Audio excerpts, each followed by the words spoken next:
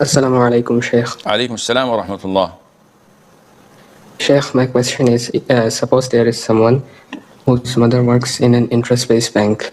So she tells her son, because the son doesn't study well, to study well, or otherwise she wants to leave the job. And both of the father and mother do jobs. The father does a halal job and the mother works in an interest-based bank. So the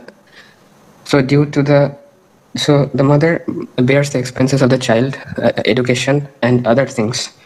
So because the mother told that if you don't study well, so I want to leave the job, so should the son just leave studying? This is a hypothetical question, and with all due respect, a little bit wacko.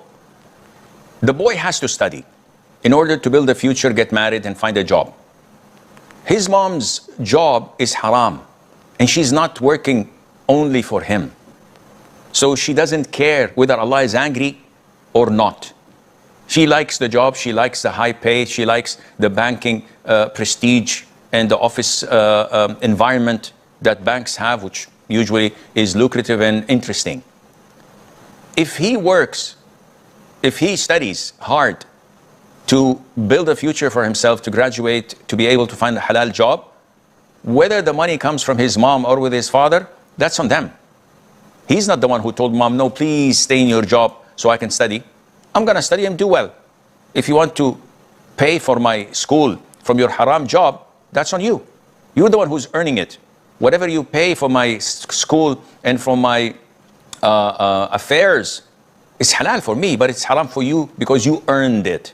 So this has nothing to do with him saying, should I quit school and become a bum or a janitor so that my mom would leave her haram job? This is not realistic. Kissing the Qur'an.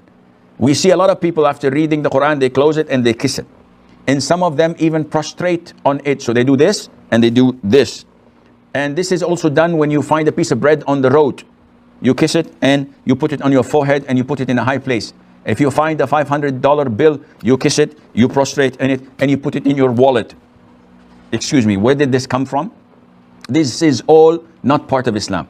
However, some scholars stated that kissing the Qur'an, if it was out of great compassion and love to it and respect, this might be accepted. Yet the safest opinion of all is that respecting the Qur'an is not by kissing it. Respecting the Qur'an is by doing what Allah told us to do in it.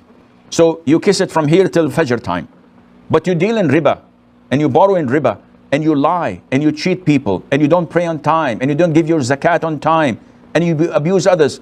The Qur'an is cursing you. So if you kiss it from here till the Day of Judgment, this would not help you. And this is why Ibn Taymiyyah, may Allah have mercy on his soul, said that nothing among the abstract, and not abstract, the concrete or things that are not alive, nothing among the jamadat is to be kissed except the black stone. So you go to the grave of the Prophet ﷺ and you start kissing and mushing all the windows and the doors, and this is an innovation. You go to his pulpit and you kiss it, this is an innovation. You go to the Kaaba and embrace it and kiss it, this is an innovation. Only the black stone. Among the living, you can do that with your mom and dad without any problem.